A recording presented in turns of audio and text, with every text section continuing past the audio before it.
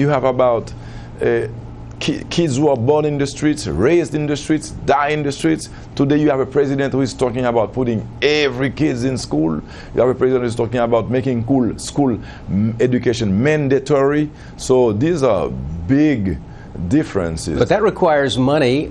There's about $100 million in aid pending, but that's all dependent on the government showing that it will spend that money responsibly. How do you prove that? On the education aspect, we haven't waited so much for the help of the donors or our partners. I have come out with a decision to collect 5 cents on every incoming call, and it's generating money. I have come with this $1.50 a tax, if you want. It's not a tax yet, but it's a surcharge that we have put on the transfers. You know, we have a diaspora that's very involved, so we are collecting money, and with that money, we are putting people in school. And once we have been doing that in 3 months, first of all, this has been effective since 2 months after I became elected, and it has attracted the attention of the world, and now they all know that this new president is really serious about his education plan. President Martelli, you mentioned education and the provision of education to many people. Do I understand correctly that you were hoping to fund that from a tax on mobile phone calls? And if so, I'd be interested in, Dennis, what you're thinking about being taxed on your proposal.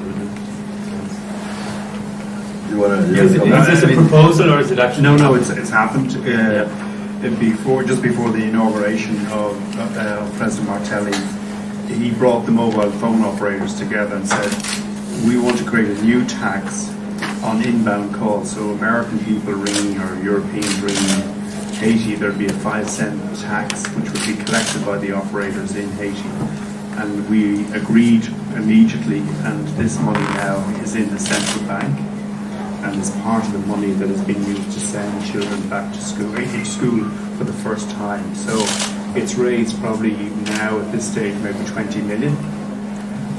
So you know it's a very significant funding program for education. It slowed down initially the number of calls going into Haiti because calls to outsiders were more expensive. But this this has now improved and we're back to the same volume. So it's a perfect example of an initiative that has actually transformed the funding, of education. Obviously, education budgets in Haiti are smaller than they are in a country like Ireland, but you can do a significant amount with sort of 35 to 40 million in this tax every year. And obviously, a significant proportion of that 20 million is Europe. About 70%, yeah. I would add to that we also have put a tax on incoming on transfer from the diaspora to Haiti, $1.50 on every transfer. And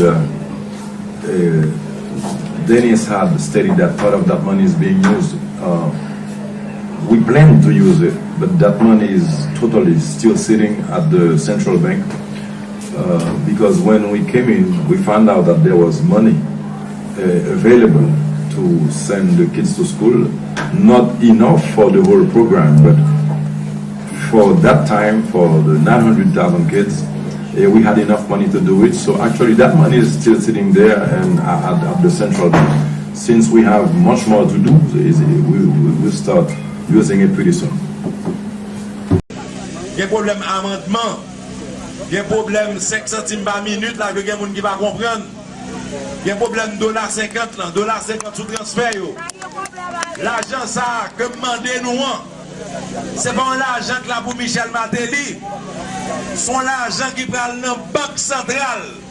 Côté que une compagnie qui l'a déjà sous place qui a fait audit chaque syncope pour assurer que chaque syncope a l'éducation.